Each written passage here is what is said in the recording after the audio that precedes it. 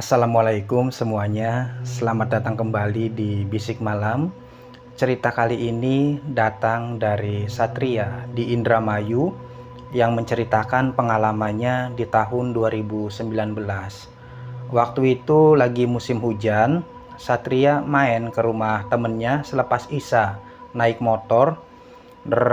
Waktu itu ya ada yang perlu dibahas lah sama temennya. Niatnya cuman sebentar. Cuman pas lagi ngobrol sebentar ini tiba-tiba hujan turun. Bros, hujan kan turun ya. Ya Satria karena nggak bawa jas hujan, mau nggak mau ya nunggu hujannya reda. Nunggu hujan reda lumayan lama sampai jam 10. Jam 10 udah mulai reda, masih gerimis-gerimis tipis lah kayak gitu. Cuman nggak apa-apa lah, yang penting nggak basah kata Satria. Akhirnya Satria pamitan sama temennya, dia pulang naik motor. Karena habis hujan itu makanya ya kondisi lalu lintas ini nggak terlalu ramai kan. Naik motor nah di jalan kan sebenarnya jalan ini banyak yang rusak, banyak lubang jalan. Cuman karena habis hujan jadi kan ya ketutup sama genangan air, nggak kelihatan mana yang rusak mana yang betul. Makanya Satria harus lebih hati-hati lagi naik motornya nih, belok kanan belok kiri, merhatiin fokus ke arah jalan. Lagi fokus ke arah jalan, nggak tahu dari kanan kiri tiba-tiba ada perempuan lari nyebrang jalan. Nah, nyebrangnya ini lari nyebrang jalan. Satria yang lagi fokusnya ke depan, pas nengok ke itu kan lurus, ada si perempuan lari. Jadi Satria ya harus banting setir ke kiri gitu kan. Motor ini sempat oleng, hampir nabrak mobil yang lagi parkir di pinggir jalan. Untungnya ya skill Satria nih bawa motor nih sigap, jadi ya bisa selamat. Telat berapa detik aja kayaknya mobil yang di depan itu ketabrak sama Satria. Untungnya ya itu tadi, Satria nih ya lihai bawa motornya. Nah jantungnya kan masih deg-degan, deg. Wah kurang ajar tadi perempuan itu. Mana kata Satria kan ya hampir aja gara-gara dia ya, kalau enggak ya kecelakaan ini kan. Jadi Satria buka helm, dicari si perempuan tadi, ada di seberang jalan lagi berdiri. Nah yang bikin Satria tambah kesel lagi, si perempuan ini kayak bukan orang yang mau ketabrak. Jadi dia tuh ya kayaknya santai aja, kayak nggak ada apa-apa gitu kan. Ya karena lagi emosi akhirnya ya Satria teriakin si perempuan ini, kata-kata kasarnya nih keluar semua katanya. Kata-kata kasar, kebun binatangnya keluar semua. Nah ya sebenarnya Satria juga tahu si perempuan itu nggak akan denger, soalnya kan di seberang jalan sana. Cuman ya buat melampiaskan gitu, melampiaskan emosinya daripada nggak tersalurkan, jadi dia teriak-teriak aja lah di pinggir jalan. Nah sementara si perempuan itu malah ngangkat tangannya dada-dada ke Satria, kayak ngejekin gitu kan tambah kesel lagi. Nah waktu itu ada yang nepuk Satria, pak, ditepuk punggungnya. Kenapa mas teriak-teriak di pinggir jalan? Nah Satria kan ngelihat siapa yang nepuk punggungnya, ini ternyata ada bapak-bapak umur-umur 50 lah si bapak ini. Satria kan jelasin, itu loh pak, saya hampir aja kecelakaan gara-gara si cewek itu. Nah Satria kan nunjuk ke arah si perempuan itu. Cuman si perempuannya udah nggak ada lah, dia udah pergi pak katanya. Udah pergi kata si bapak ini. Iya tadi ada perempuan di situ pakai baju putih, nggak tahu dari kanan kiri tiba-tiba nyebrang aja, padahal tadinya nggak ada. Apa ya saya yang terlalu fokus ke jalan, nggak ngeliatin ke pinggir jalan, nggak tahu lah. Pokoknya gara-gara si perempuan itu hampir celaka, untung saya ngerem katanya. Oh mas, yang mas lihat tadi itu sebenarnya bukan manusia kata si bapak ini. Bukan manusia gimana pak, orang itu jelas-jelas orang kata Satria kan. Bukan mas, jadi ya di daerah sini memang sering kecelakaan. Nah rata-rata orang yang kecelakaan ini ngakunya ngelihat perempuan yang lari ke jalan. Nah mereka ini ya berusaha buat ngindarin si perempuan itu. Ada yang jatuh, ada yang sampai ya patah tulang, malah ya nggak sedikit juga yang meninggal katanya. Sampean ini termasuk yang beruntung karena nggak ngalamin ya luka serius. Masa kayak gitu Pak? Iya, kata si bapak ini. Emang bapak siapa kok kayaknya tahu banget ya sama si perempuan itu? Oh, saya tuh, warung itu warung saya Mas, katanya. Tiap hari saya ya di situ nungguin warung. Nama saya Maman, biasa dipanggil Kang Maman. Oh, Kang Maman, iya. Jadi saya ya kalau ada kecelakaan, ada rame-rame, saya kan datang ke sini ngeliat apa yang lagi terjadi nih. Nah, terus ya kata yang kecelakaan itu ya cerita dia tuh biasanya ngindarin perempuan yang nyebrang jalan. Biasanya ya ada tiba-tiba yang berdiri di jalan, pokoknya kayak gitulah. Nggak jauh-jauh dari perempuan pakai baju putih. Ya saya sendiri juga nggak tahu gimana-gimananya, cuman ya saya menyimpulkan kalau perempuan itu bukan manusia. Apalagi dari tadi saya ya di sini di pinggir jalan, sampean itu lewat ya nggak ada yang nyebrang, cuman kayaknya ya di pandangan mata sampean aja kayak gitu. Yang bener Kang, katanya. Iya, kata Kang Maman kan. Ya udahlah kalau kayak gitu ya Satria pun nggak tahu kenapa jadi ada rasa takut. Lutut nih rasanya lemes. Ya udahlah saya pergi dulu kalau gitu. Oh iya, hati-hati di jalan. Iya, kata Satria tuh. Nah, Satrianya ngidupin motor, di starter lagi, masih sempet ngelihat ke arah seberang jalan. Nah, perempuan yang tadinya nggak ada, sekarang ada lagi. Si perempuan tuh lagi berdiri di seberang jalan sana sambil natap ke arah Satria, natap ngeliatin Satria. Ya udah, Satrianya udah jadi merinding kan, kok ada lagi, tadi padahal nggak ada, datang dari mana, kayaknya emang bener lah ini bukan orang, kata Satria. Akhirnya ya udah dia gas lagi motornya pulang ke rumah. Nah, pulang ke rumah alhamdulillah Satria ini selamat, nggak ada kejadian apa-apa. Nyampe di rumah kan ya keluarganya ini udah pada tidur karena hari kan udah lewat jam 10 ya, waktu itu udah jam setengah 11 kali. Jadi Satria tuh masuk ke rumah langsung menuju ke dapur buat minum air putih. Ke dapur ngambil gelas di rak piring, terus ke dispenser, buka keran dispenser, bluk bluk bluk bluk bluk bluk, air suaranya dispenser kan kayak gitu. Nah, Satria nih lagi minum air sambil mikir, apa tadi itu ya kebetulan apa saya nih kecapean atau gimana ya, kata Satria. Lagi mikir kayak gitu sambil minum, tiba-tiba di belakang Satria nih ada suara kayak ada yang buka tudung saji di meja makan. Krak, kayak gitu kan. Lah, ada yang buka tudung saji. Siapa? Padahal tadi kan nggak ada siapa-siapa. Nah, Satria ini sampai berhenti minum berhenti, dia taruh gelasnya di tempat gelas di bawah dispenser itu.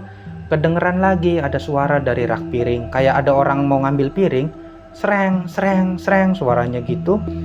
Sebenarnya Satria ini udah takut, cuman ya penasaran itu apa itu ya ade atau ibu atau siapa gitu kan. Jadi Satria nengok ke belakang dan ternyata di belakang gak ada siapa-siapa. Di situ kosong, gak ada siapa-siapa. Jantung Satria makin kenceng berdeguk, deg deg deg, gak tahu kenapa langsung merinding katanya. Merinding, ya udahlah Satria yang gak mau lama-lama, dia mulai jalan melangkah buat ke ruang tengah. Tujuannya tuh mau ke kamarnya dia. Nah, baru beberapa langkah mau ninggalin area dapur itu, kedengeran lagi suara dispenser, kayak ada yang buka keran terus ya nginiin air, ngisi gelas sama air. Jadi suaranya bluk-bluk bluk-bluk bluk-bluk, sama suara air itu jatuh ke gelas. Kedengeran banget, kata Satria. Nah, kali ini Satria ini ngerasa ada sesuatu di belakang dia, makanya dia nggak berani buat nengok ke belakang. Dia cuman jalan lurus ke depan, itu pun langkahnya kaku kayak robot saking takutnya. Krek krek. Nah, mata Satria ini ngelihat ke TV. Nggak tahu kenapa dia nih ya pikirannya spontan aja gitu. Kalau aku nyalain TV kayaknya rame lah, nggak terlalu sepi, nggak terlalu takut.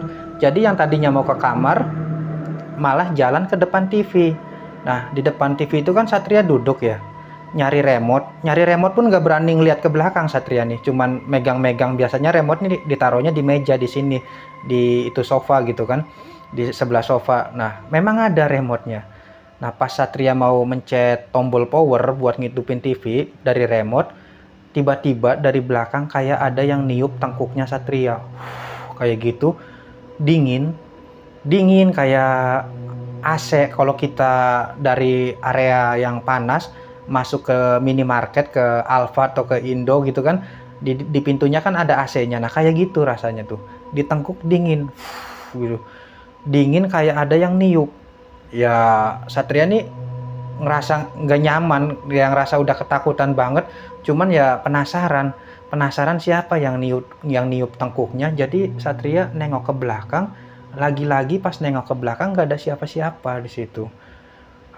Cuman perasaan aja kali ya, namanya angin malam kan dingin, pikir Satria nih mencoba buat berpositif thinking. Namanya angin malam kan dingin, kena tengkuk, aku yang lagi deg-degan dari tadi, ya wajar lah rasanya ya kayak gitu. Nah pas Satria ngebalikin mukanya lurus ke depan buat nonton TV, disitulah Satria ngerasa kaget, karena nggak jauh, 1 jengkal di depan muka dia udah ada satu sosok yang wajahnya pucet, rambutnya panjang. Gimananya detailnya Satria ini nggak inget ya, apakah dia pakai gaun atau gimana, pokoknya nggak inget. Yang Satria inget, 1 jengkal di depan muka dia ada sosok wajah yang pucet, rambutnya panjang, hitam. Rambutnya ini bukannya lurus kayak iklan sampo, rambutnya ini ngembang gitu. Nah di situ Satria nggak inget apa-apa lagi, hilang kesadaran, mungkin pingsan kali ya, bleg, hilang kesadaran. Nah pas Satria bangun menjelang subuh, ada suara orang ngaji di musola, masih megang remote. Kata Satria tuh kebangun, lah masih megang remote, nginget-nginget kejadian tadi malam. Berarti yang dialamin dia tadi malam itu kan ya bukan mimpi, soalnya dia masih megang remote nih. Satria mulai mikir. Akhirnya ya udah, dia langsung ambil wudhu. Nggak lama azan, Satria sholat subuh. Nah habis sarapan, Satria ini punya niat ke warungnya Kang Maman buat nyeritain pengalaman dia tadi malam. Jadi kesitulah Satria tuh, ke warungnya Kang Maman. Di depan warung Kang Maman ada 4 bapak-bapak lagi duduk, lagi pada minum kopi, ngobrol-ngobrol. Disamperin sama Satria. Satria ikut gabung aja lah di situ. Ya bapak-bapaknya juga enak. Mas, ya, ngopi mas. Oh iya pak, kata Satrianya. Pak numpang tanya apa mas, katanya kan.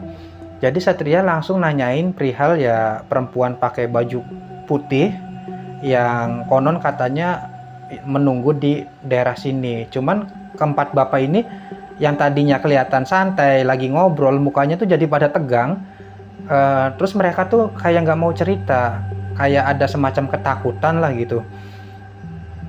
Karena Satria ngaku dia juga salah satu korban, tadi malam saya itu ngeliat, wah katanya, saya nih hampir aja jadi korban, tadi malam hampir kecelakaan. Nah diceritain sama Satria begini-begini, termasuk ya sampai rumah diikutin. Nah kata salah satu bapak, oh begitu, itu kali masnya kan ya nggak kecelakaan ya, nggak terluka, nggak apa-apa, makanya ya diikutin sampai ke rumah. Soalnya yang udah biasanya selalu kecelakaan ya, entah sekedar jatuh, patah tulang atau gimana ya, pasti kecelakaan, pasti jatuh. Nah masnya ini ya termasuk yang beruntung, nggak kecelakaan. Iya sih, Kang Maman juga tadi malam ngomong kayak gitu sama saya. Nah saya tuh kesini mau ngomong sama Kang Maman, mau cerita sama Kang Maman, katanya ini warungnya Kang Maman kan ya. Nah si bapak-bapak itu malah tegang lagi mukanya, pada heran ngeliatin. Maksudnya gimana mas, ini memang warungnya Kang Maman, cuman bukannya sampean tadi malam ya kejadiannya? Iya tadi malam saya kan ketemu sama Kang Maman tadi malam. Nah si bapak ini ngomong kalau Kang Maman itu sebenarnya udah meninggal seminggu yang lalu.